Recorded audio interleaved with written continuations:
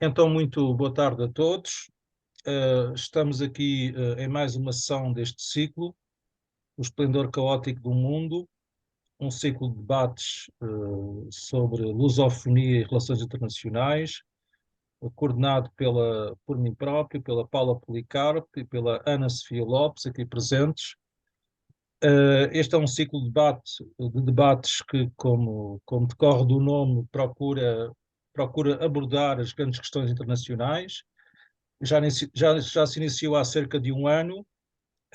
Naturalmente temos debatido muito regularmente a questão da Ucrânia, que é uma das questões mais sensíveis em cima da mesa nestes tempos, como todos sabemos. Mas já debatemos também a situação do Irão, do Brasil, no final do passado ano, ainda no rescaldo das eleições presidenciais que ocorreram no Brasil, a situação de Cabo Delgado, em Moçambique, que é também uma situação crítica, a situação de Macau e da China. Tivemos connosco Jorge Rangel, que é presidente do Instituto Internacional de Macau, uma entidade que faz parte desta plataforma, da PASC. Tivemos também já a presença do Vasco Soares da Veiga, presidente da Casa de Goa, que faz igualmente parte desta plataforma de associações da sociedade civil. E aproveitando a presença da Sofia Lopes na Índia, resolvemos debater uma vez mais a situação de Goa e da Índia, e daí esta sessão, que se realiza também em horário diferente, às 3 da tarde, em geral realizam-se à noite, às 9h30, porque precisamente a Ana e as suas convidadas estão na Índia, e dado o fuso horário, fazemos este debate às 3 da tarde em Portugal, e às 9 da noite na Índia. Sejam todos muito bem-vindos. Vasco Soares da Veiga, uma vez mais. Igualmente. Gostaria, Vasco, que apresentasses também o vosso convidado, a Casa de Goa, o Shiv Singh, que faz também, sabemos agora, faz também parte de uma outra associação, a Casa da Índia. Exatamente. Então, muito prazer, boa tarde a todos. We're delighted to meet you, so we'll speak in English a little later. Mas para já queria dizer que, pronto, já da Casa de Goa penso que já estamos apresentados da última vez, não é? Que é a associação que reúne pessoas de Goa da Mão e Dio com maior relevo em Portugal e também preserva a memória, ou tenta preservar a memória de Portugal na Índia e da presença dessas comunidades que são de origem indiana, mas com cultura portuguesa, no mundo inteiro. A Casa de Goa está em contacto com associações de pessoas, sobretudo goesas, em todos os países grandes anglófilos do mundo, e a nossa revista neste momento tem uma divulgação mundial e os nossos artigos são escritos em português, inglês e concanim, que é a língua original do estado de Goa. E hoje queria-vos apresentar o Shiv Kumar Singh, que é um professor da Faculdade de Letras, uma pessoa por quem tenho grande admiração, além de ser uma pessoa muito agradável no contacto, é também uma pessoa muito estudiosa, muito brilhante naquilo que faz. Ele é o responsável pelo Centro de Estudos das Línguas da Índia, penso eu que é assim que se chama, os estudos linguísticos relacionados com a Índia, das várias línguas, das muitas línguas que a Índia tem, começando pelo sânscrito, né, que é a língua mais antiga, que seria paralelamente ao nosso latim, não é? De onde provém muitas das outras línguas indianas. O Shiv fez inclusivamente o primeiro dicionário que eu saiba que seja o primeiro entre português e hindi, e tem, embora ele aqui em Lisboa tenha procurado reunir, registar e divulgar as atividades culturais das comunidades de origem indiana que estão em Lisboa, mas também tem feito o percurso ao contrário. Eu sei que o Chico também tem apresentado coisas sobre a lusofonia e falado sobre Portugal e sobre a língua portuguesa na Índia. Portanto, tem feito o percurso ao contrário. E por isso a sua intervenção será até certamente do maior valor hoje. Tenho a certeza disso. E agora não sei, talvez o Renato possa Muito bem, dizer. Chief. Welcome. Obrigado. You can present yourself. I think Mr. Vasco has already explained everything about me in a nutshell. So I'll let other participants also to enter and speak about themselves. Muito bem, Ana. Okay, so welcome, Radhika and Mendola. Vou começar então a apresentar. Vou apresentar em português e depois continuamos com o inglês. E temos a Radhika Dasi, tem estado envolvida em atividades filantrópicas desde muito cedo. No entanto, começou a trabalhar a tempo inteiro para ONGs desde 2010. O trabalho tem como foco a limpeza do ambiente, educando centenas de raparigas e dando-lhes orientação e formação em vários domínios. Ela utilizou também a arte, a criatividade, escreveu, dirigiu peças, teatro e danças para educar e sensibilizar para o planeta, ambiente e reciclagem. Organizou ações de limpeza na sua cidade para tornar as pessoas mais conscientes e sensibilizadas para a separação do lixo. Também se tem concentrado muito na importância da educação, independência financeira das mulheres, liderou programas de capacitação das mulheres, em que a consciencialização é divulgada através de peças de teatro, danças e dramas, que estão disponíveis agora no YouTube. Atualmente, a Radhika também dirige um projeto em Nangaon, que é uma ONG com o nome CRISH, que tem trabalhado para o desenvolvimento global de raparigas e mulheres, proporcionando educação gratuita, formação de competências e refeições. Portanto, está agora neste momento a CRISH, portanto esta ONG, o que é que está a realizar neste momento? A ONG tem funcionado na aldeia remota de Nangaon desde 2014, trabalhando nas bases, principalmente para educar raparigas e mulheres, e tem como este título Empowering Girls in Rural India, que está a funcionar e está a ser estendido com bastante sucesso e apoia agora mais de 500 raparigas, mulheres e famílias na área de Nangaon. Proporcionando educação, refeição, formações, competência, rações, trabalho. Portanto, elas têm distribuído alimentação, estão a oferecer refeições muito nutritivas a 200 raparigas por dia, que incluem ingredientes necessários que ajudam ao desenvolvimento geral das raparigas e tentam com que se mantenham alerta e muito ativas para que consigam desempenhar as suas atividades na escola. Portanto, mais de 400 raparigas estão a receber então esta educação de qualidade e com profissionais qualificados de Brás, portanto, nesta região. Especialmente em Nangaon e Barsana, seguindo o Conselho de Educação da UP. Então, são também formadas com uma certificação em arte, música e recebem depois também a formação em costura, dança, artesanato, artes marciais, pastelaria, yoga. Também, como esta ONG compreende muito a importância da aprendizagem dos computadores e da informática, portanto, também estão a dar muita atenção a isso mesmo e ao inglês. Então, foi-me dito até que em Delhi, pelo embaixador português, está a ser banido um pouco o ensino do inglês nas escolas, mas aqui a luta é outra. Portanto, os alunos aqui estão a aprender inglês bastante bem. E há um sonho que a Radhika tem e planeou, e depois ela vai mostrar o projeto que tem, quer construir então uma escola só para as raparigas, e para que elas recebam mais educação, portanto, para 500 raparigas. O terreno já está comprado, eu vi o terreno por acaso, o muro já está delimitado e já foi construído, e ela espera então, e nós em Portugal também vamos fazer por isso, para conseguirmos obter fundos para a construção desta nova escola. E depois temos a Diane Lin connosco, que se licenciou em 2008, tem uma mestrado em Educação, Especialização em Literatura em Inglês, como segunda língua pela Universidade da Flórida, Estados Unidos. Tem uma crença inabalável que a educação é a chave para melhorar a nossa posição na vida. Nos Estados Unidos ensinou alunos do ensino primário em risco de insucesso. Durante esse tempo também ensinou disciplinas académicas fundamentais a homens adultos, para os ajudar a evitar regressarem às prisões, portanto dava aos prisioneiros. Desde 2014 tem ensinado disciplinas académicas essenciais, para além do inglês, a crianças de 6 aos 16, a nível internacional em Portugal.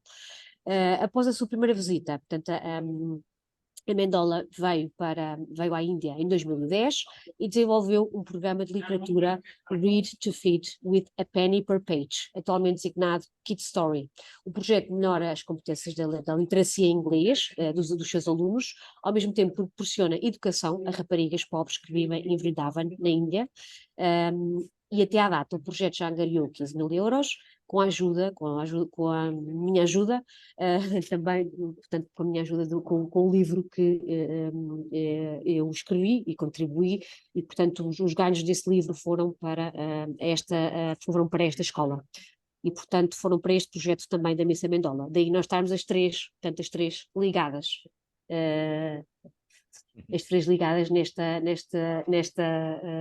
projeto. So, do you want to start? Someone wants to start asking something? Paula Policarpo. Thank you, Anna, for the presentations. Thank you to all.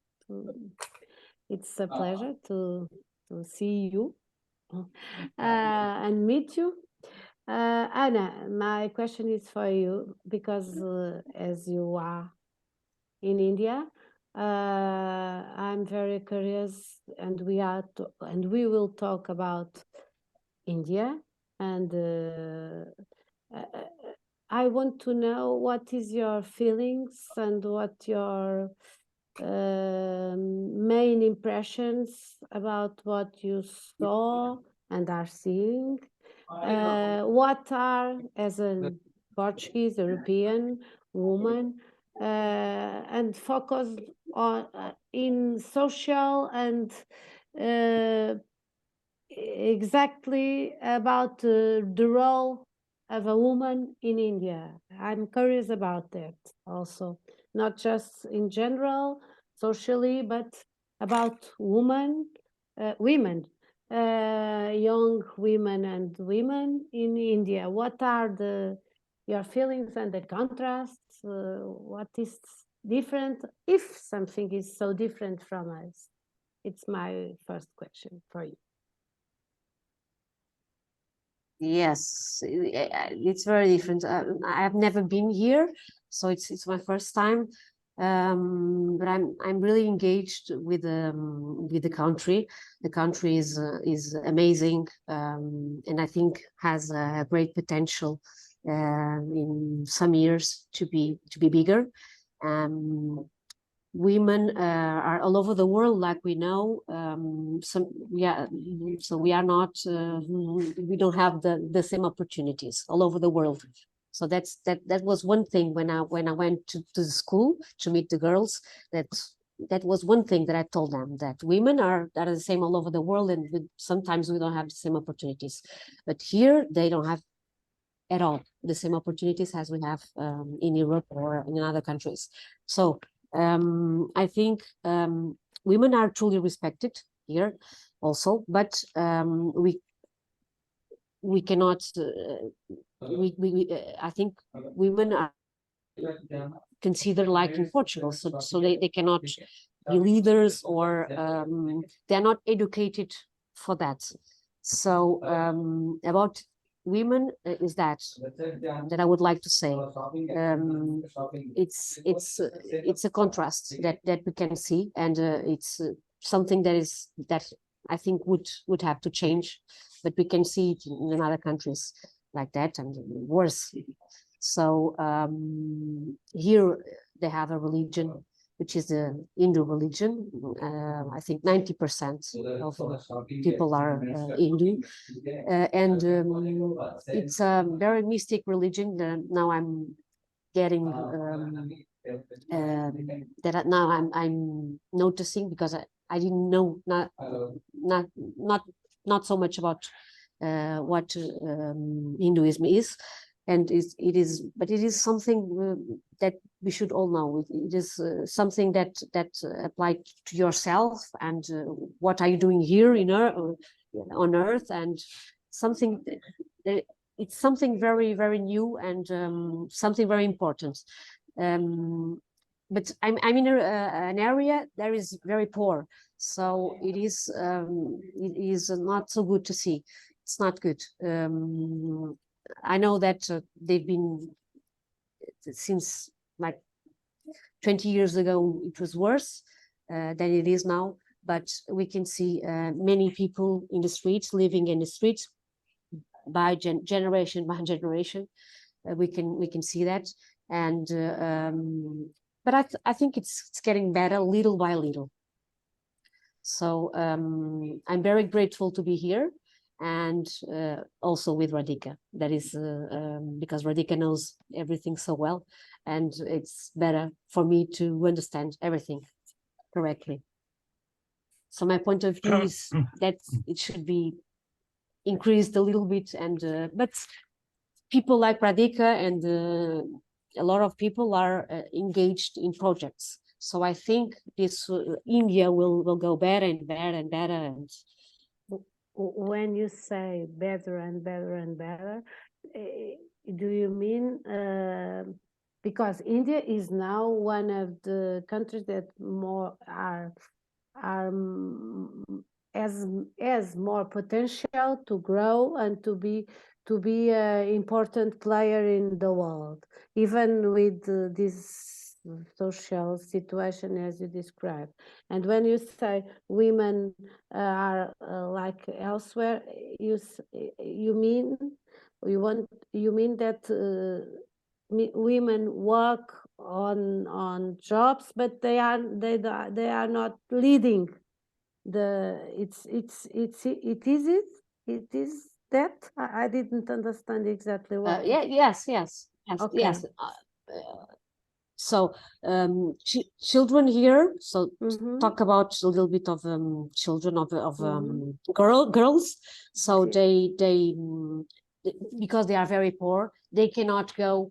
They cannot be well educated. They cannot go to school sometimes, or they go to school to have a meal per day. But here in this region, so I know that Delhi is completely. I've been in Delhi and it's different, but we can see poverty also in the streets. So it's not so developed because I thought it would be more developed than it is, but it's not. So girls here, because they don't have money, parents cannot afford education, so they just got married very soon. We saw one. We have one at school. We saw one. They can speak also about that. That it is already engaged. So the director told me, because I really spoke with the director of the school about that. How old is she? How are the girls doing? 14. Oh, okay, thank you. So 14. maybe not too. The same question to Shiv. In your view, what the main differences between Portugal and India?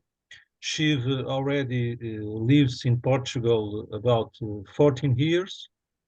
In your view, what are the main differences, the main impressions? We have no. You must turn on the sound. Yes. Thank you. Sorry. For me, I guess from academic perspective, we cannot compare two different realities. India is a very different reality from Europe. And for example, it's now the most populated country of the world. So, but at the same time, it's a big dividend and a big challenge for India in coming years, because around 66% of the population, that is around 808 million people, under 35 years of age. So where we see European continent is aging, whereas in Indian subcontinent or in India, it's still very young population. Second thing is that, okay, as Anna refers, the poverty. So the question of poverty is very important, but we have to also keep into consideration how do we define the poverty. So we suppose the person who has a car or has a good house is poor or not poor. How do we define? One thing. Second thing, how we can be very poor inside the house and having a car. Exactly. So the other day I was in Gulbenkian Foundation, and there was the handing over of environment prize, and that was handed over by Angela Merkel. She is the president of the jury, ex-German chancellor, and the president of Portugal, prime minister, and various ministers were there. So I was there, and one thing that the winners said, they are environmentalists from different parts of the world, from Indonesia, from Brazil, from Nigeria. And what they all said that, okay, we are poor not when we do not have resources. We are poor when we do not have the rain. We do not have the field to cultivate. So coming again to the point of poverty, of course, we cannot compare India. Portugal is a developed country.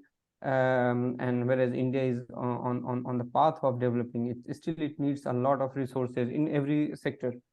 So but how do you define poverty? Is something, okay, in terms of resources, yes, people are comparatively poor, but if we compare by the satisfaction, by happiness, for example, one of the data that also surprises me, that Portugal is one of the countries in European Union, where you have the most consumptions of ecstasy drugs, okay, or ecstasy tablets. It's so, but this is not the case always in India, of course, despite of all the consequences of poverty that is there.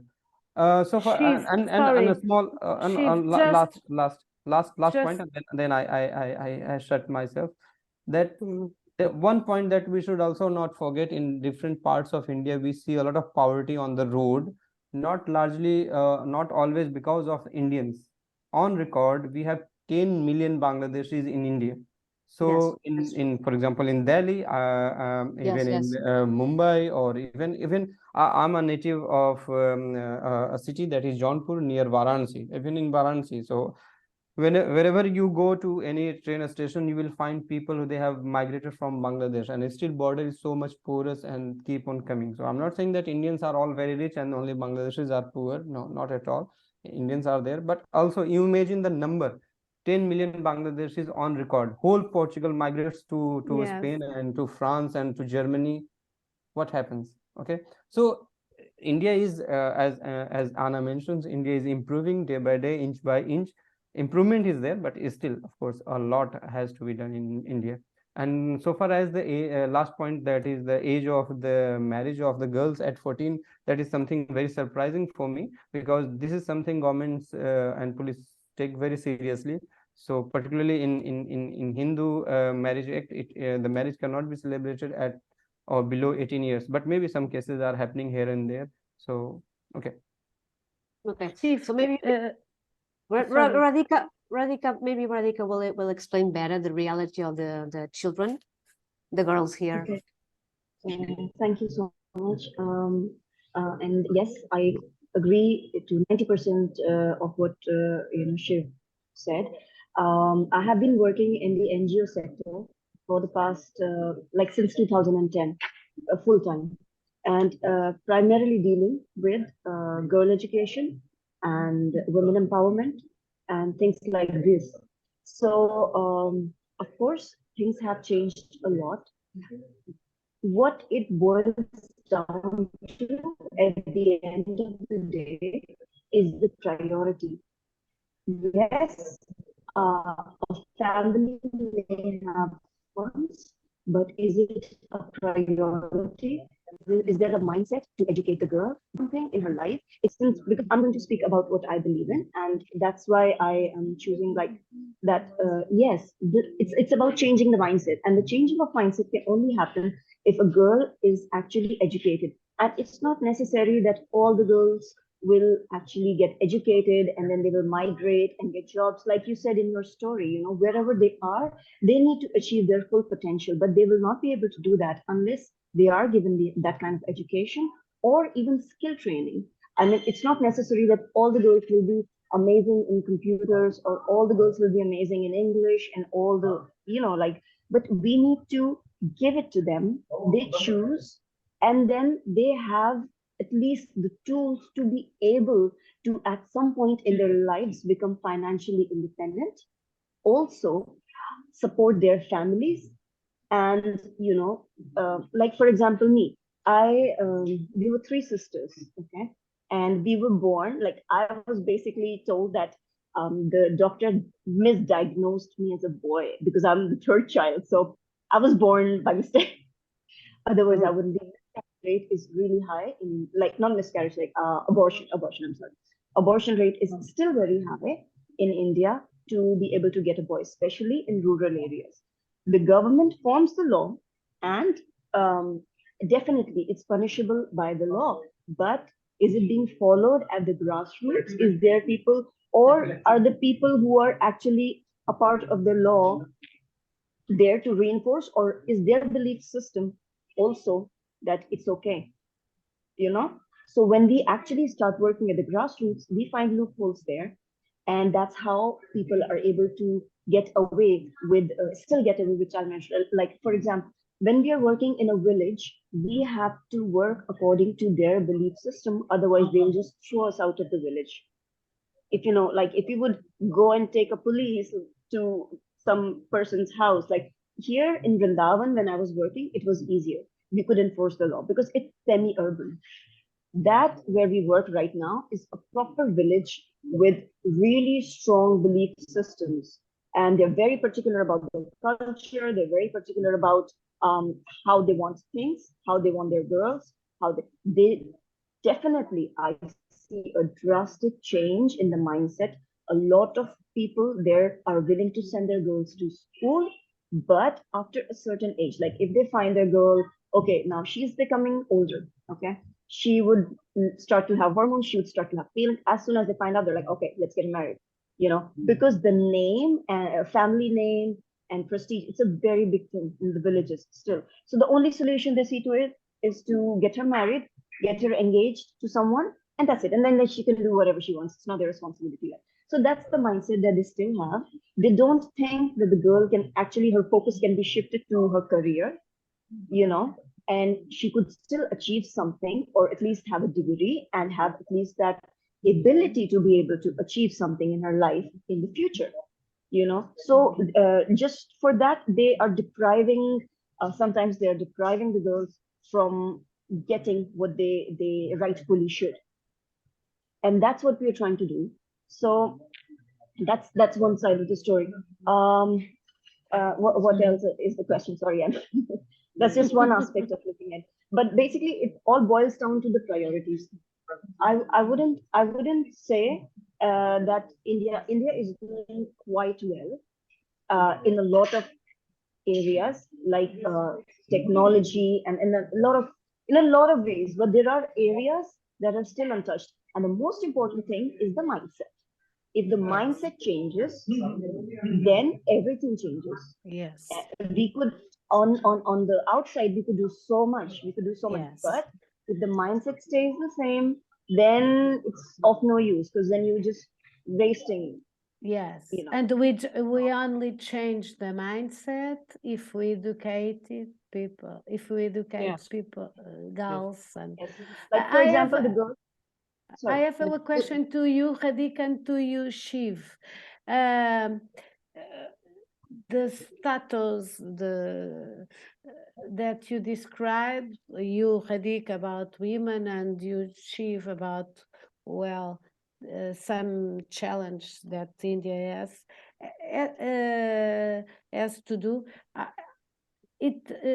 It has something to do with religion, or your religion. Hindu is not a religion that interferes with the mindset and the social, because some religions, like Arabic religions, Muslim, it's main of the influence of the difference between women and men and the rights, etc. But I don't know the Hindu religion. It counts on this on this situation, or no? It's a Essa pergunta é para quem? É para a Radica e para o Chivo. Mas o Vasco também pode ter a sua Ok. percepção. Não, só curioso. É para todos os conhecerem a relação entre a religião hindu e a influência que ela tem na sociedade. Então a questão é muito É por curiosidade também. Eu tenho uma resposta sobre isso. Talvez deixar o Chico dizer para falar primeiro. Então. Okay, you can also answer, Vasco, of course. Not I me. think, yeah, Radhika can start and then we can complement. Okay. There are some. If we study the religion properly, actually, women are treated with utmost respect, especially in Hindu religion, and they have been, especially in the scriptures. We even worship women. You know, actually, there's so many women that we worship as ladies. So, but is it being followed on the ground with actual women is another thing. And I wouldn't say they're all disrespected. It's just they're not seen as a priority in a lot of families, especially in the rural areas. And it does stem a little bit from a religion, I would say, because they are seen as feminine energy that needs to be, and it's true also. I mean, they don't need to all go to war. Like, if that's their nature to be feminine, to be at home, to be taking care of things, it's okay to do that. But at the same time, like, I don't have that nature, so I will actually be, you know, suffocating. So I should have that opportunity. And if she chooses to be something else or someone else, that freedom should just be there for her. Education is a very basic thing that every human being should have, whether it's a man or a woman. And that's what I feel. And then with that knowledge, with that you know, skill set, she could do whatever she likes. So it does stem somewhere in religion, but I wouldn't completely blame the religion. Okay. There are two different things. One is culture and one is religion. Yes, yes, I understand. The books, especially in Hinduism, women are given respect. Okay, but the culture is something different, you know, and it happens. It is formed over history, like due to history, due to invasions, what people adapted to, how they reacted, Yes, how all these things are counted, and that's how you form the culture of a place, you know. So that's different. okay. I think here is more. I think here is more related to poverty, because they cannot afford girls to go after then the 12th grade.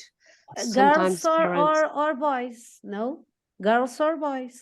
When we, I think if they have, I think if they have families, if they have boys and girls, if they have to choose, they will choose to take the boy to a university, and they choose the girl to marry, to get married. Okay. That's my opinion here. That's what I'm getting from here. I think let's go question by question. So sometimes if we change the topics. So Paula has a question related to the religion. So Vasco, would you like to pitch in, or I should add? Well, let me say something before you, if you don't mind. Yes, please. I don't mind at all. So in English, I was going to say that people have no idea how lucky India is concerning women, because unlike the Muslim countries, women are truly respected, and they reach the highest positions in society. For example, the president of India at the moment is a woman who was born in a small village. She's a symbol of success, of integration. India has a line of leaders, a strong. There are many well-known Indian lady leaders, like Indira Gandhi, for example. So we cannot talk about discrimination at this level. Of course, India has to face an enormous poverty, and all we can all do to diminish that is very welcome. And I was going to say something that is connected to Portugal and might be of interest here is when the Portuguese reached India, they forbid the sati, which was a tradition of burning the widow of an important local leader, for example. I'm not sure if it applied to everybody, but it was important that his widow would not remarry. So the awful, cruel tradition of burning the widow was forbidden by the Portuguese much before the English. And another thing that the Portuguese did not, the Portuguese did very well. One thing that the Portuguese did not do well was that an important problem in India is the caste system, Yes, isn't yes. it? The society in India is as if it is meant to stay like that forever. That I say, to me, a Christian, I find the largest handicap of Hinduism is that it is as if it is meant to preserve a situation forever. You are supposed to accommodate yourself in this life, because the more you accommodate yourself, the bigger chances you have in a next life. Of course, there are other things in Hinduism that are beautiful and that I've learned to respect and then join some of their celebrations. There was a lot that I did not know. So I was going to say, the Portuguese could not abolish the caste system in Goa, for example. Because it's related to the religion, to the Hinduism, the caste system.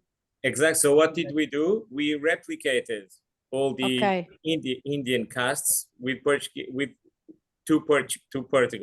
Mm-hmm. So the Brahmin is the highest caste. The other castes have different names in Goa. Yes. But they still exist. There were convents for friars and nuns of a certain caste, and other convents for others. This, I think, is something that India needs to overcome.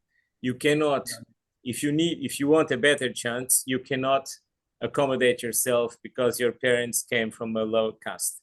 That is absolutely impossible. That we must refuse, isn't it? And that is an important thing. Yes. We also have important Goan ladies reaching the highest positions in India, which would contradict any idea of discrimination against women. I'm going just to refer Maria de Lourdes Figueiredo. She comes from a traditional family in Goa. She was a member of parliament in Lisbon, representing Goa, the Assembleia Nacional, before the 1974. Before 1961, sorry. She went to Goa to look after her properties, her estate. She eventually became a judge in India, so she joined the new India, and she became a judge of the Supreme Court of India. So there was no discrimination against her for being Portuguese, for having been Portuguese or a woman, nothing of the kind. No, Vasco, what I was trying to say they all went to all the examples that you gave. They all went to school, so all the girls, they all were educated, and that's why once a girl is educated, there is no chance, nobody can discriminate against her. So that's basically. But that's the problem. That's the major problem. We understand your point, and I totally agree. I was just asking because, but it is just because I don't know if somehow religion it's related to the question of girls don't go to school. But now I understand from Vasco and Sobra because I know already that is not directly related with Hinduism. Okay, the caste system is related, and this is another problem. We didn't hear also Shiv. Maybe he wants to. Sorry, Shiv. Sorry to add something. I want us to say something about Portugal before you. Maybe I guess the caste system is also an important aspect in Indo-Portugal relations.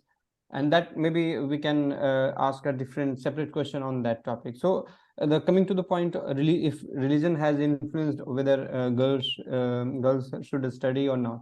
So as Radhika mentioned, I also agree with her that religion or any scripture is not saying that girls should not study, girls should not be equal to boys. No scripture is saying that. And even we have lady warrior gods or goddesses, in fact.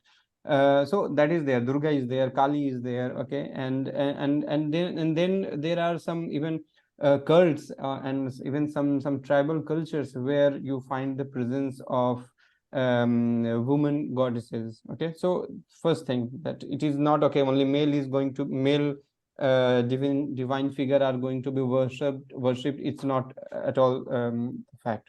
But yes, because of various influences, India has also been a country which has received the influences from different cultures, different religions for last more than 1,000 years or so. And also one of the reasons is the poverty. And I guess Radhika would also agree, if I have one boy and one girl, I mean, as an Indian or lower middle class or from poor class, if I have to teach or educate a girl or boy, then the preference would be given to boy. That is there, that is true. But yes, and so that's why there are so many government schemes. They are working, NGOs are working very aggressively to bring girls also to schools and give them the education that they need, resources that they need. And one thing that that would be always applicable in whatever question that and whatever we talk about India, and that is a quotation from a British economist, not by any Indian. It's by a British, and his name is John Robinson, and he says, whatever you can rightly say about India, the opposite is also true. Okay, so in any context, whatever you say, whatever you can rightly say about India, the opposite, okay, the opposite. Okay, so and this was given in 2020 by British economist John Robinson. So the poverty is one main reason. Of course, sometimes people do not send their girls to study, or after certain age they have to, because another problem that Radhika would also agree, and I guess maybe later she would have touched on this, that if girls study too much, or if they are like masters, or they have PhD, then you have to find a boy who also has at least PhD, or if girl is master, then boy should have something higher than that. In India, that this is also, while you are going to get marry your girl, your daughter, the boy should be 1 inch kind of higher, I mean economically or as per education. So this culture is there, and that's why sometimes parents think, if my girl or my daughter studies too much, that would be a problem when I'm going to find a match for her. So that is also one something that, and that's why the example that Radhika also gave, that's why parents insist on, okay, girls should get married, and after that, okay, if you want to study, you want to do PhD, you want to do study, work, whatever business you do, because then it's not be a burden for the parents of the girl. Okay, so that is, there are various equations, interesting this various equations related to the point of this marriage and all. But we should also not forget that recent mission on Chandrayaan and last mission on space, Mars mission, that was and these two missions, the rocket science area, largely were controlled and directed by women. Yes. And these are very typical household women. They are not, okay, those very kind of independent women. So that is also an interesting aspect to keep into consideration. Also, even Vasco also referred about the current president of India. She is a woman. She comes from a scheduled tribe. That is there. That would also be important to refer in the case of the caste system. But politically speaking, we had a very strong Prime Minister, Indira Gandhi. In fact, another Prime Minister in Pakistan, Benazir Bhutto. So we had these two women leaders, very strong stateswomen.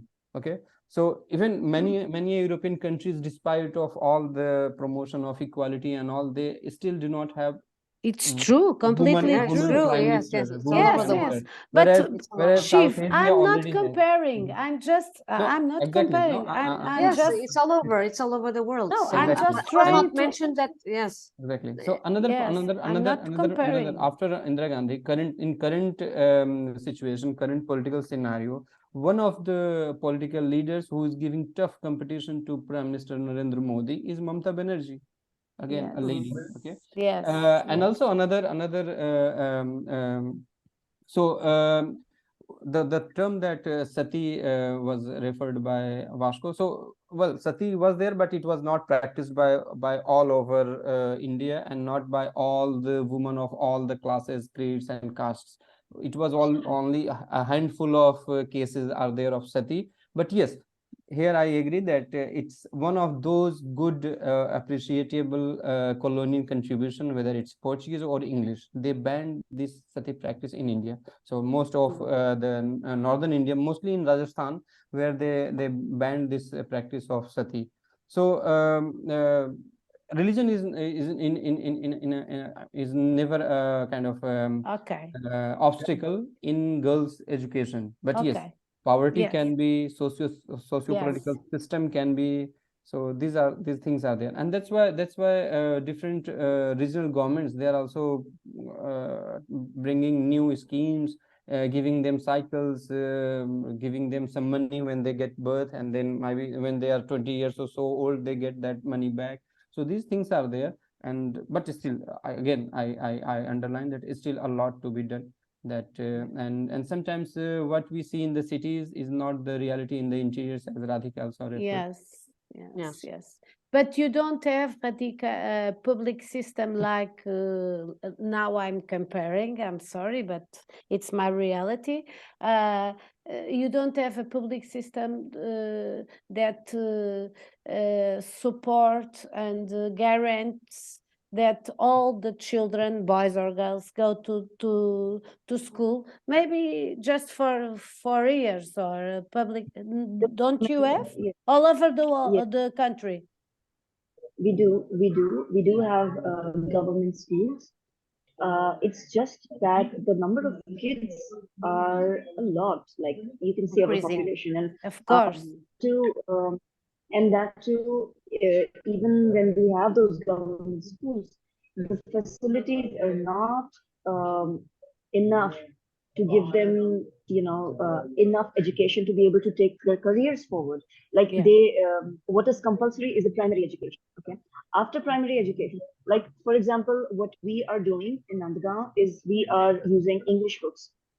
In government schools, usually it's Hindi books, so they learn.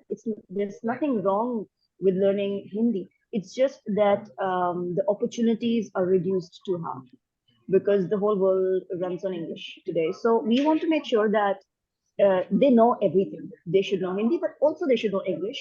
They should be proud of Hindi, but at the same time, they should be aware of English. At the same time, we want to ensure that they have good knowledge of computer, they have good knowledge, good skill set, and that kind of effort is very difficult to find in government schools. So I'm not saying government is doing its bit, for sure. Okay? There are schools, government schools, in most part of India.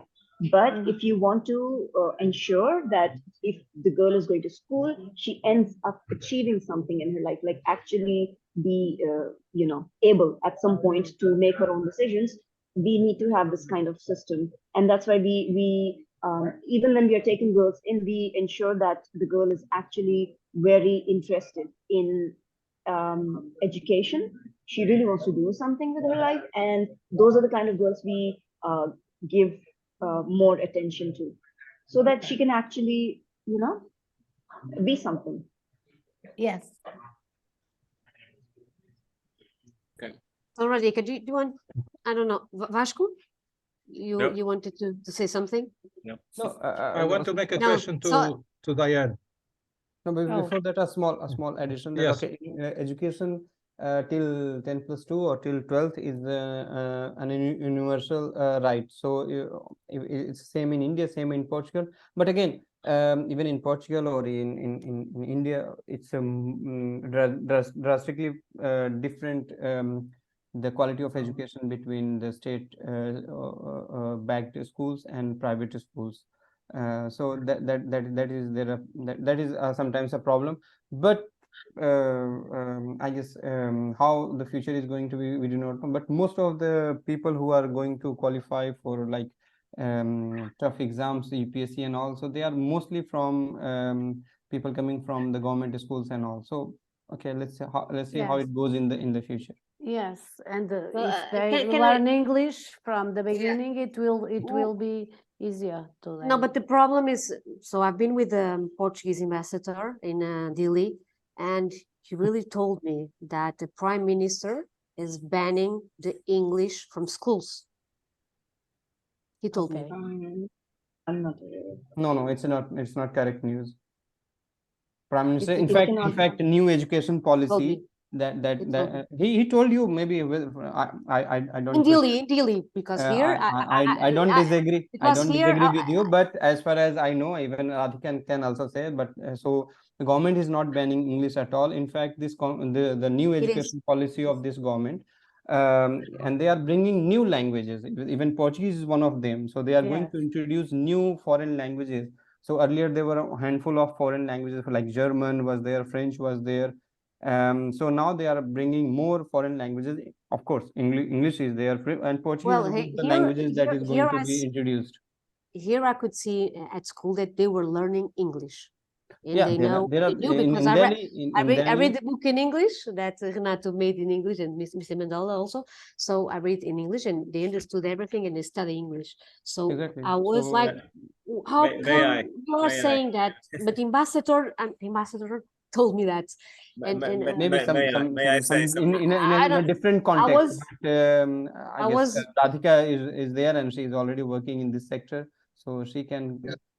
May I say But as something? far as I know, Yes, you there is may, no Vasco. prohibition on teaching Steve. English in any Indian school. Steve, They're actually trying to. maybe Vasco can add Vasco, something. Yes, let me add something, please. Yes, The advantage of these meetings is that we can say things that are probably could not be said elsewhere. exactly. Isn't it? Yes. And and I think Shiva and Radhika can correct me if I'm wrong, but the policy of this government is to become to turn India into a more united country and try to cut differences, and for example, in a way to impose Hinduism as an official religion, so to speak. And therefore, Hindi, obviously there's a strong policy to defend Hindi. But in the southern states, on the contrary, because they refuse to accept that uniformity, so to speak, I'm not sure if the word exists in English, they, for example, prefer to communicate in English. Isn't it? So it happens many times that people from the north will address them in Hindi, and the people from the south will answer in English. And in Indian films, for example, you will notice that they use many English words all the time as part of their normal language, in whatever Indian language they're talking to. So the official policy, I would say, for India is to defend Hindi, and the southern states are trying to oppose to that by defending English. So now you can correct me if I'm wrong. It's just about being proud of whatever language you natively speak. I speak Hindi. That's my mother tongue because that's what I've learned from my birth. And they've learned Malayalam, and they've learned Tamil, and they've learned Telugu, and it's completely fine, and I respect that. And so it's good that I know English, and it's good that we have one common language that we can communicate each other to. But if they want to continue to language, I guess, well, this is a complex question. So India never had only one language, even in history. So Sanskrit was there, but Sanskrit was only the language of learned people, okay, from north to south, or even in Southeast Asia. But it was not always a language of commoner. Second question is coming to the point of, so sometimes this is a political question, and sometimes you find, you get some political mileage opposing Hindi in Tamil Nadu or advocating Tamil in only Tamil Nadu. So, but in fact, Prime Minister Modi, he was in Paris a few days back, and he gave some of the lectures in English. Second thing that, again, bringing to the point of national education policy, and national education policy is not against English. In fact, they are bringing new foreign languages to be introduced at the school level. So, but yes, this is a conflict that exists. Now it is much more mild than it was in like 70s, 80s. Myself worked in Chennai. I was there for like 6 months, and so all the multiplexes were full of Hindi films. So I asked one of my Tamil colleague, you are so much against Hindi, but your multiplexes are full of Hindi films. So he told me, we do this whenever there is a political mileage that we want to get. Otherwise, nobody has any problem against Hindi. And in fact, even South India, he told people understand that the moment you go out of Tamil Nadu, the moment you go out of Kerala or Andhra Pradesh, you need a language, and that language, that lingua franca is not always English, it's a Hindi. Whether you are, even in Marti Muniz here in Portugal, so the lingua franca is Hindi between Pakistanis, Indians, Nepalese, Bangladeshis, even people who have come from Tanzania, Kenya. So the language of communication is, their English is not so good, or not, they do not know English at all. So that is Hindi there. So maybe that is not a standard Hindi that you can say, okay, that is not a standard Hindi, but that is a kind of Hindi. So and all the also dialects are originating from Hindi. exactly. So Hindi becomes very important, and in fact that's why we had some of the South Indian leaders. For example, I remember once ex-Prime Minister S.D. Devgowda, he came to Jaunpur, city that is very close to Varanasi, and he gave his speech in Hindi. And he was Kannada, he is Kannada mother tongue speaker. So the moment, even if you are a leader, the moment you want to get your space at central level, at national level, Hindi is an essential tool that you have to have. Even Sonia Gandhi, being an Italian, she speaks very good Hindi. Yes. Let's give a word to Mr. Mendola. Mr. Mendola, why are you moving to Vrindavan? Tell us. Anna, you always give you the utmost respect. Please feel free to call me Diane. Anyone that knows me knows that I love living in Portugal. It's been an amazing experience. But my heart belongs to Vrindavan. We have a saying here: you lost your heart in Vrindavan, and I think we haven't touched that much on. Yes, Vrindavan is a village, and yes, it is a bit much bigger than Nandidam, where the school is.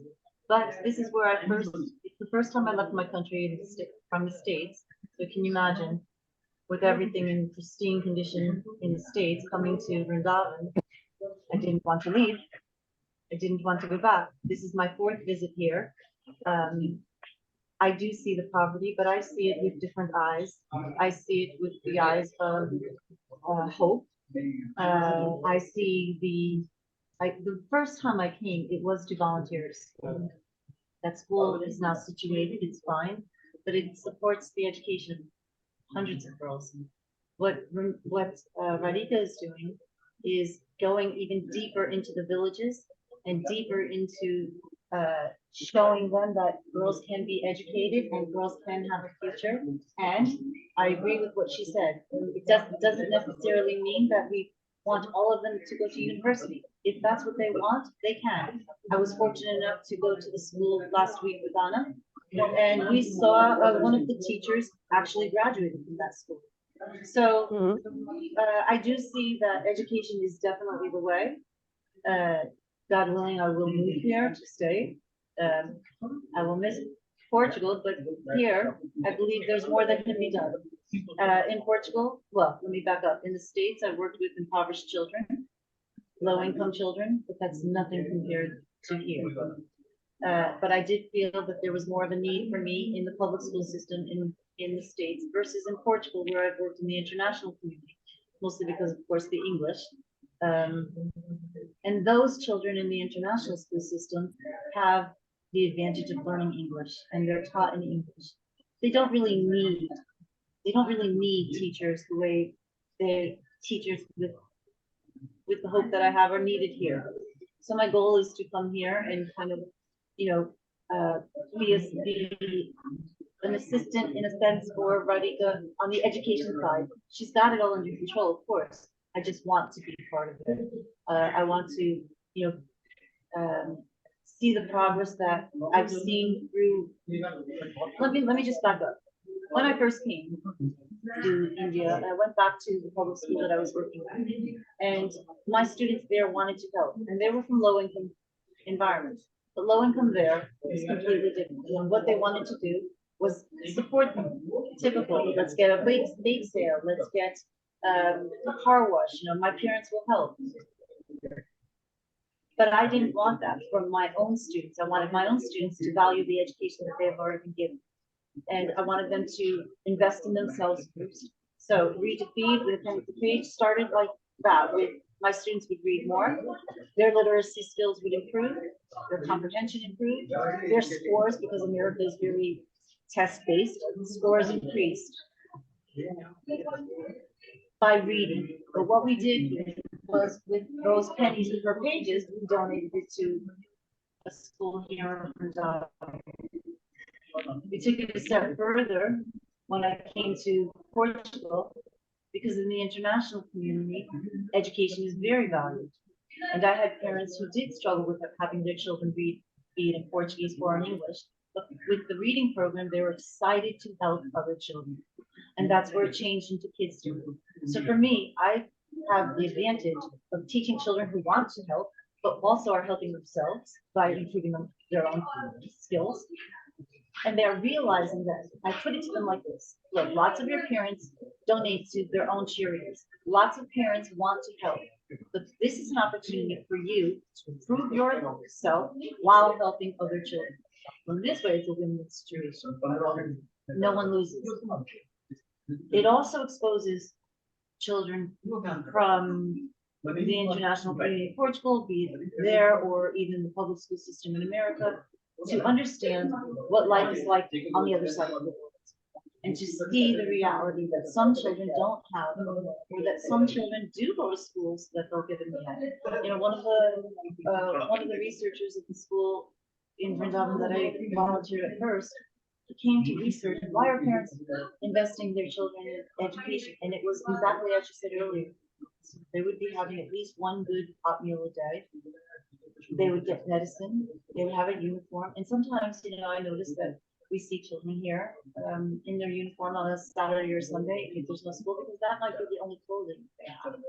Okay, so it's Yes, really imperative. that's the only clothes that they have, so they wear it on Sundays, on Saturdays. But Uniform. but we have this in Portugal, as Shiv said. It's not just in India. There are children in Portugal that they have just one meal per day, and it's the meal that is given in school. So this is not we have that also in Portugal. that we can find also in Portugal, in UK, in France. No, but here is 90% like that, right, Okay, Radhika? yes. 90%. It's 90%. okay. In the underprivileged areas, I would say. To see those children. So rural areas, 90% is poverty. Rural areas. I'm sorry like to I say said, that. I can point a lot of bad things in my country. I can point. Yes. I can, but it's like it's completely different. It's like another something. Paula, what I saw here, it's a city abandoned. So the government is not doing nothing. They live with trash on the streets. They live with trash on the streets. They live in in barracas. Do you understand? Yes, yes, yes. So, and they put the trash there. The smell is amazing. The flood today, we had a flood, the Yamuni River. We had a flood, and it's like we are passing through things. Me and Mandela, and me and Diane and Joanna, and we look. My daughter look at it. How can this be possible? We are in the 21st century. Yes. So don't say that the government is helping. Yes. It's not. I have Radhika, some... tell me. Here we can say everything. Because in Portugal, it's happening the same. The government is taking money from us. So it's, I can say a lot of things. But here, they live with the trash. There is this problem of poverty is of course there, but people are not dying of hunger. But yes, the food is. I'm sorry, but they are. I'm sorry. Can you send me 2 cases in which people died of hunger? And the sickness. Sickness is different thing. First is hunger.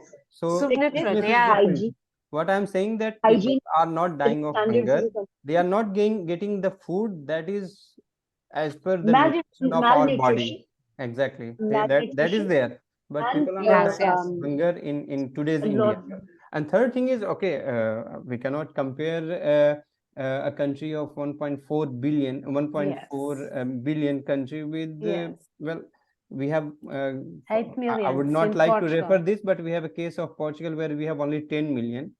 And still people are, and it's one of the studies that is being referred frequently, that the school system is not having success, particularly in the migrants communities, those who have migrated from different parts of the world, because they do not have food at home, and so they cannot concentrate on the material that is being taught at the school.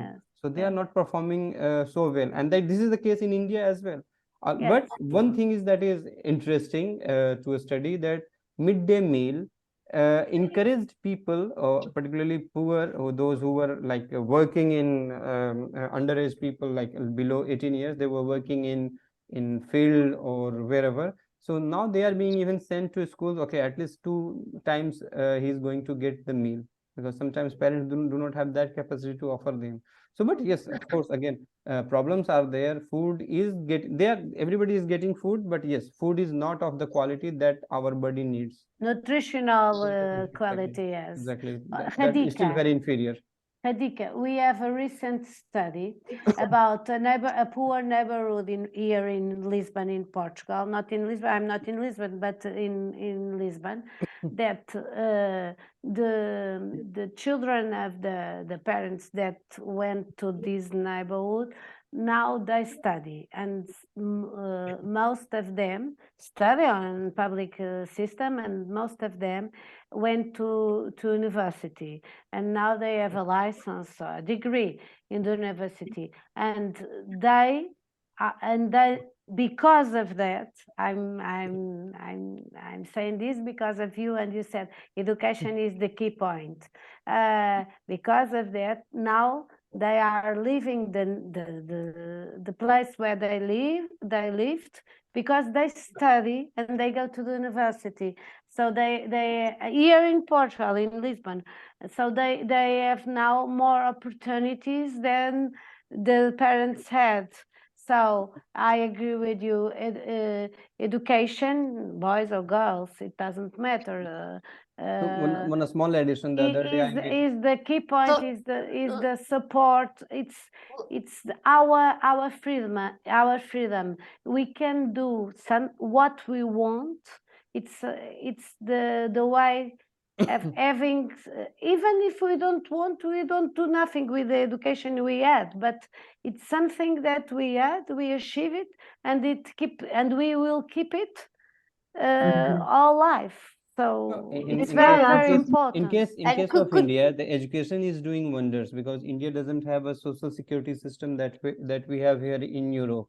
So and Radhika would also can add to this, that in India, if one boy or girl comes out of poverty, so it's not only one boy or one girl is coming out of poverty. with them coming out their parents, their brothers, their sisters, Yes. their children, The future wives. of them So and the past. Of course. taking one person out of poverty line, you are taking out at least 6-7 people who are around Yes. directly related with them. Yes, And even as exactly. per the data of United Nations, India is the country where more than 300 million people have come out of below poverty line. So a lot has to be done. Still, a lot can be seen on the ground roads. But again, I underline that not always those who are living on the roads are always kind of Indians. They may be Yes. some of the migrants. They have migrated from some other countries from South Asia. They are there. Okay. So even like government or governments cannot expel them. Okay, you don't stay on the road. Okay. For example, this was a scandal because next week we have Jornada Mundial de Juventude, and the president of municipality of Lisbon, he was accused of throwing away the poor from the roads of the Lisbon. Yes. So like Yes, for yes, yes. example, so Yes. even if it is a country, much richer country than India, facing Of course. difficulties. Os So sem-abrigo. a Os lot. sem-abrigo da So- rua. Exactly. So things have been changing The in homeless. terms of data. I'm not saying that okay, this I have seen or that I have not seen. But I'm saying that things are getting improved as per data of the government Yes. of India, as per Yes, the yes. data of World Bank, Yes. as per Little, the little data by of little. International Monetary Fund. So people Yes. can say whatever, but data Yes. shows that improvement is there. But still, again, always I and Radhika, we can always agree on this that a lot still has to be done. And it's completely different of doing things with 10 million of people or Exactly. 1 billion of 1.4 people. 4 billion or 1,400 million. Yes. So for It's example, it's another. 140 times of Portugal. Yes. Of course. Yes. We can't And the fact that imagine. you said You- India you- is having And a India- younger generation. Portugal's generation is aging. Yes. You made a point earlier that changes it as well. Yes. So, but one thing that is also important for humanity, I'm not saying in the case of India or Portugal or Europe or Asia, there is already a data, a fact that whatever humanity needs this year to survive, we have spent all those resources in July. So from July onwards, Yes. whatever we are using as a credit. It Yes. means that someone's share in food, Mhm. in water, in vegetables, in other resources is going to be robbed by others. So if Europe is having a very good life, it means in some parts of the world, resources are being robbed from there. So that we Yes. should also not forget. There's So- no humanity be a planet. So now we are now from today is 22nd July. So we have already spent 22 days on the credit. So Yes, we we know getting that. some resources here Yes. in India or in we live Portugal. from It credit means now. that We was are destined to someone else for later, but we have already spent those resources. So Yes. it's again one of the objectives of Sustainable Development Goals of United Nations is the eradication of poverty. And that Yeah. eradication of poverty is not only the responsibility of India or responsibility of Portugal. No, If it's India about continues to be Mm, poor, of course. migration would happen, right? So a lot of Yes. problems Of of course, of migration course. that is Europe is facing is largely because of this. People are dying there. So they Yes. risk that, okay, if I die in Mediterranean Sea, then okay, my life ends there. But if I make it to Italy, if I make it to Greece, if I make it to Portugal, then life of mine and my family is well made, right? Yes. This phenomenon of migration in 5 years is also a consequence of poverty that is in expansion in various parts of the world. So there was someone here that was trying to was asking for us to connect GOA also with all of this, because also I asked Radhika about GOA if she knew, and she told me that her husband was there, and it's completely different from the other parts of India. What do you think, Vasco? What can you say about GOA that is different? Do you think there is? Sorry, I was turning this on. I don't know enough about the rest of India to compare. There is still so much to be seen, so much to visit. all I can tell is that India is completely different. Has many different cultures, isn't it? About 12 official languages and 60 unofficial languages, and all the religions of the world. In Goa, funny enough, you can find also a bit of everything. For example, can you imagine that in Goa we still have the old Persians before the Muslims, os Zoroastrians. I don't think they must. I'm certain they have not survived anywhere else.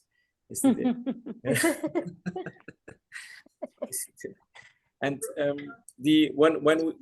what I pointed out in our last conversation is that the fact that the Portuguese developed a kind of social security 500 years ago, which is the Santas Casas de Misericordia, charities, brotherhoods, has helped a lot to prevent poverty. Even though in small villages in India, in Goa, you will also find trash, and there's a lot of work being done to stop that. And for example, PAL, our water company, is also doing that to improve the quality of water treatment in Panji, as it's pronounced today. The fact is that this brotherhood, this charity that exists everywhere in the world where the Portuguese have passed, has prevented the orphans from not going to school, the people not being buried, the elements, the basics of charity. And you find it in the remotest places of Brazil or in Macau. And it is good to find it in Goa as well. And so I'm sure there must be an equivalent in India that I don't know. It gives some compassion. And I think they are free, right? They are free.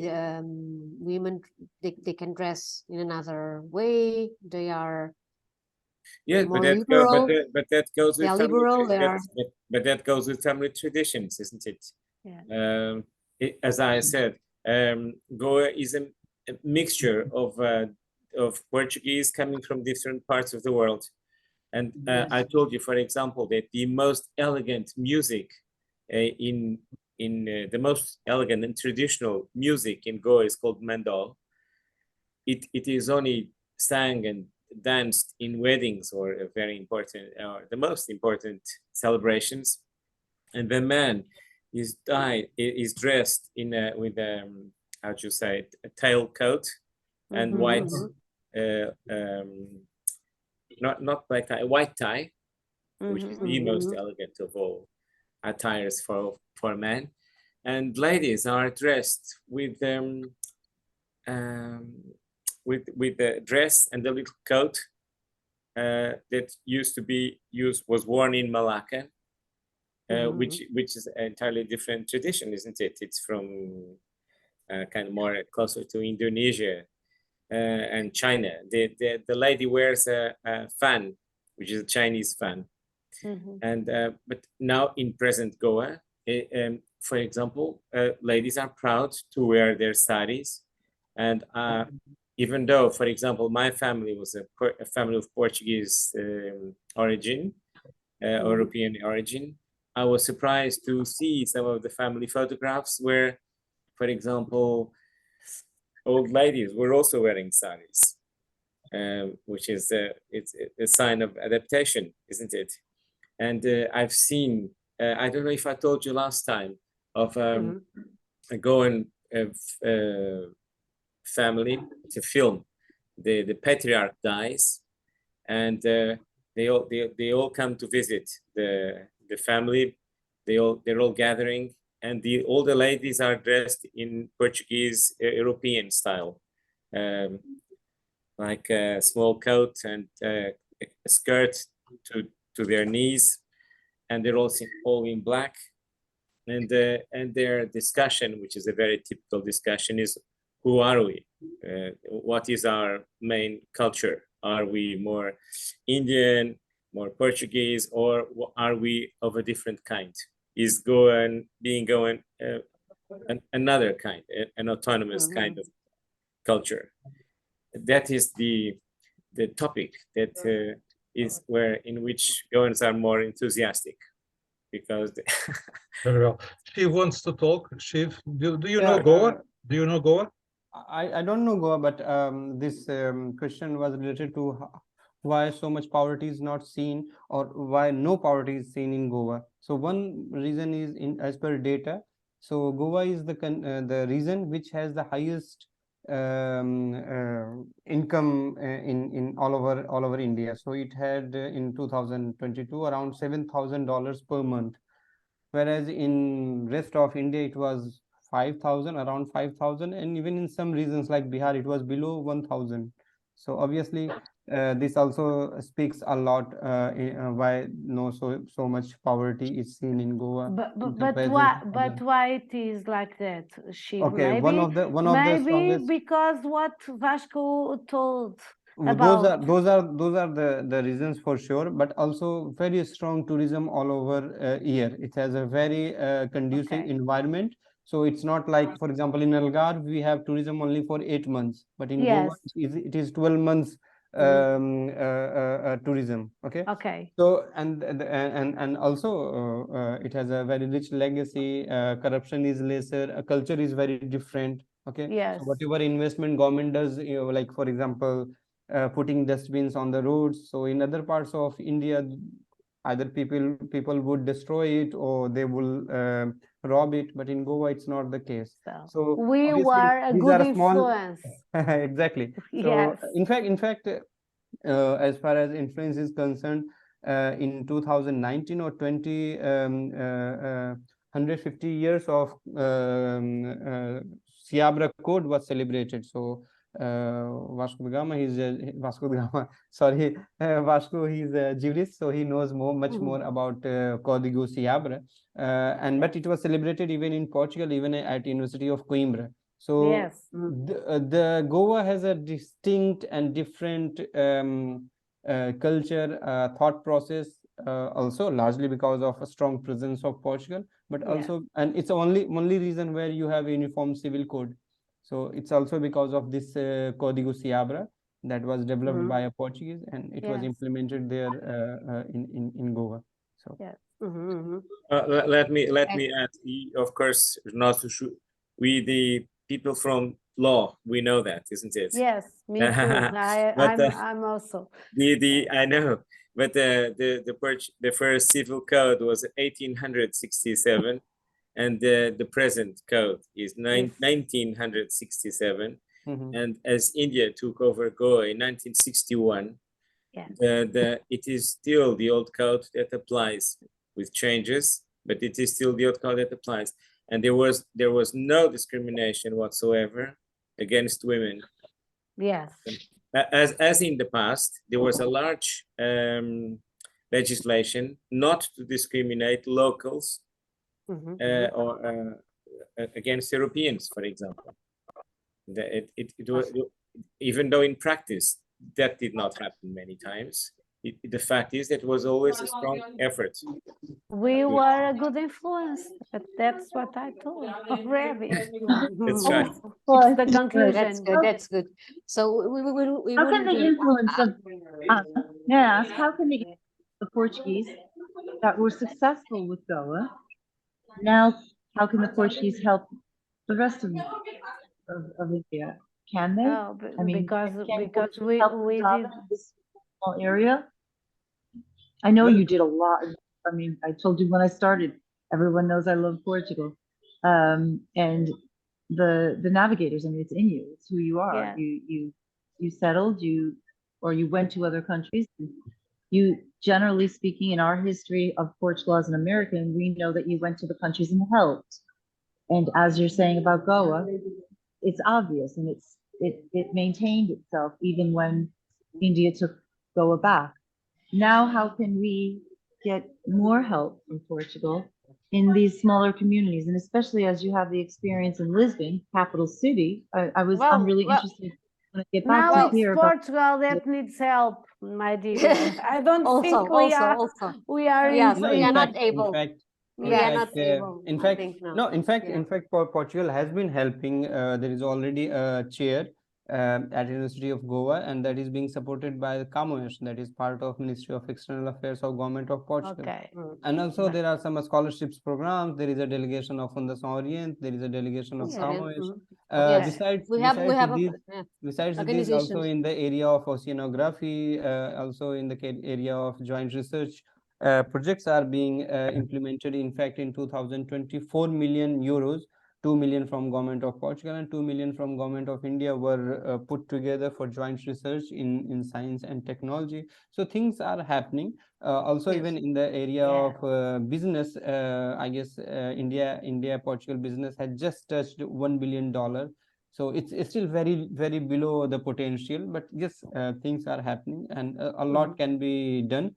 And how can Portugal help us? For example, one area where Portugal can help a lot India, because India is a country very diverse, and it's full of palaces, forts. So how to preserve them, how to maintain them? Portugal has a very good, because Portugal has been doing, for example, taking care of Mosteiro de Jerônimo, or for example, Universidade de Coimbra, and various other monuments, right? So this expertise can be also given to India, particularly to Archaeological Survey of India.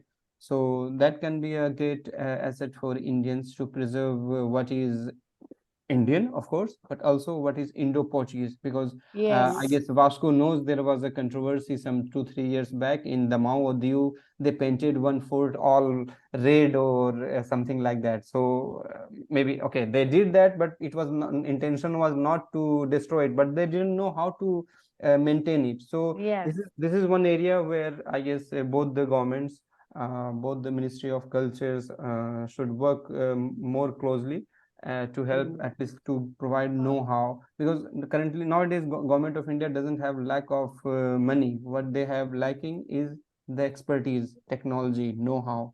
So this is an area where Portugal can help a lot, and Portugal can also be a bridge for India and Indian companies to enter into European Union's market. And there is already a protocol signed between both the governments, government of Portugal and government of India, to pursue joint ventures in third countries. For example, in Africa, for example, in Mozambique, Portugal and India together can apply for the projects there. Okay, for example, in Arabia Saudita, both the countries can go there, and together they can submit the proposals. So protocol is there, and now taking this forward is not always only in the hand of the government. Conservation and it's about conservation and maintaining patrimony. Exactly, heritage. So heritage is something very dear to all of us. So we should work on that. Also, for example, maintaining the Basilica of Bom Jesus in Goa. It's because it's already in kind of a very weak state. So we should,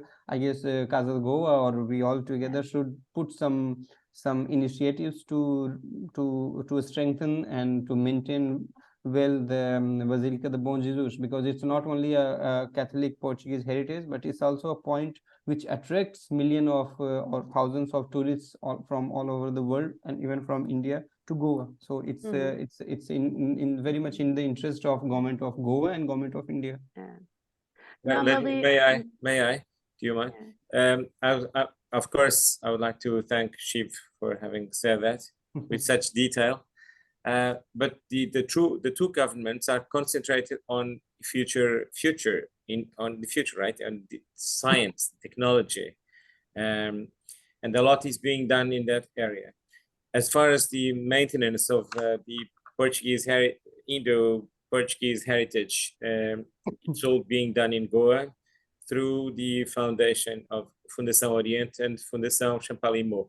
And they don't do just the one church. And Gulbenkian also. Gulbenkian, they do that in a large number of properties, and they're very difficult to maintain because of the weather.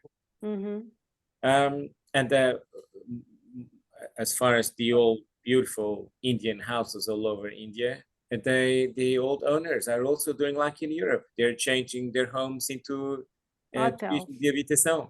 I don't know Yes. how to say this in English. Yes. Isn't it? You can stay in one of these beautiful homes as a tourist. Yeah, Yes. boutique hotels and all. In fact, before today's talk, I was in Cascais. So near the beach of Cascais, they have converted all those beautiful Yes, houses it's in the hotels, same. and Yes. very costlier hotels. No, That's but right. it's better than ruin the build. So I think Of it's course. the They are good way they are keeping. to keeping the patrimony. If you don't have Honestly. money to No, keep it, you have to find a way to maintain it. No, So, I do agree with. If government cannot maintain it, then it should be given to private parties, yes, of so that it course. doesn't go into ruins, and That's a good idea. it again becomes okay. It distracts. It becomes a bad point, bad reference for your city. So better it should be given to private parties if Yes. government is unable to take care of it. Yes. So, Radhika, I would like to ask Radhika, can you share your dream with us about the school, the project? Are you in the iPhone or in the computer? We can't hear you, Radhika. You have to turn on the sound, please. Thank you. And see, because initially it was not letting me, so I'm just trying to. Radhika, I'm sorry. Can you You cannot hear. Yes, maybe it's you have. Do you hear me? No? No. Can I can't try hear and reconnect? Can I try and reconnect? Yes, you can share any document. you. Yes, maybe it's better. Because I can hear. Oh, but that would be really good to see the project, because it's amazing for the students. But she Okay. has a Anna, PowerPoint. You don't have And that they project, really- Anna, with you? And they really, yes, they really, It's a video. they Anna, really need it. Anna, do It's you a have that video, Anna. project with you? No, Anna? no. Oh, I'm okay. gonna, but I'm next to them, so I'm going to ask, because we are next to Okay, each other. no, you could have So- also shared, because your connection is much better than theirs. Yes, Yes, it because is. I'm in the other part. Where so are you you? Where are you, Anna? Where are Radhika, you? you have to come here. Radhika, you have to come here, because I'm here you I'm have actually better going internet. Oh, you are together. Yes, we are in my hotel. Okay. She was on the other side, and they don't have a lot of internet there. Yes. So you are together. So here, I think I can have to leave in 10 minutes. Now it's okay. So So we'll finish soon. estamos quase com 2 We'll horas. show, because Não, so não, mas it's vocês podem really, it's really continuar. Eu é important. que... And then we are I'm going to also the Portuguese ambassador gave us some tips to follow, how to get I knew support. him. I knew him. How He to get- was the director of Camões in Portugal. Yes. Thank He will, so he will. He told me the things that you should do there in Portugal to get fundraising for this school. This school, I think, would make the difference for that, for the children. Sonia, now you can... So maybe if you let Radhika No, share I screen. already. She can now. Okay. Okay, now we have Radhika, we have Sonia, but it's the same, it's Radhika. It's Radhika. We have two radicals. Yes, two Radhikas. Fine, I'm trying to disconnect from here so I can connect from here. Yes, I'm trying to get off the phone basically, and I'm okay. trying to figure out how. Yes,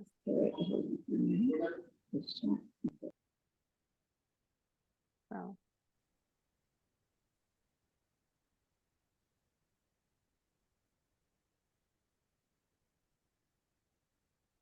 We can't hear you. Just it. You have Yes. to turn on the sound. Can you hear me now? Yeah, yes. Am I audible? Yes. You can share the video. Okay. Am I audible? Yes. Yes, you are. But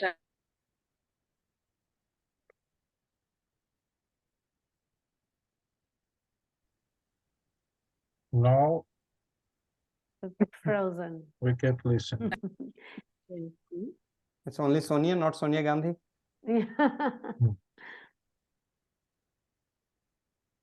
Ana, não tem som. Okay.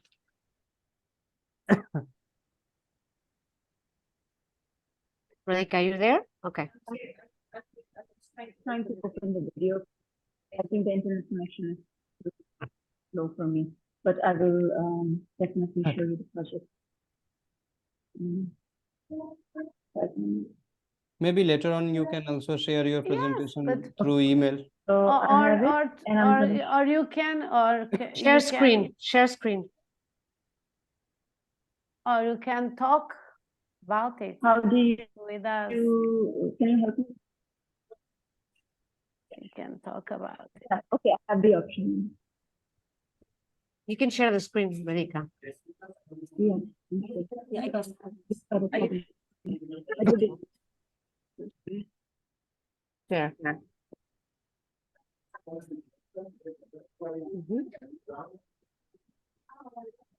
Okay. Okay. Mm-hmm. Okay, do you see my screen? Yes. Yes, we can see. Starting the video now, so you can see the video.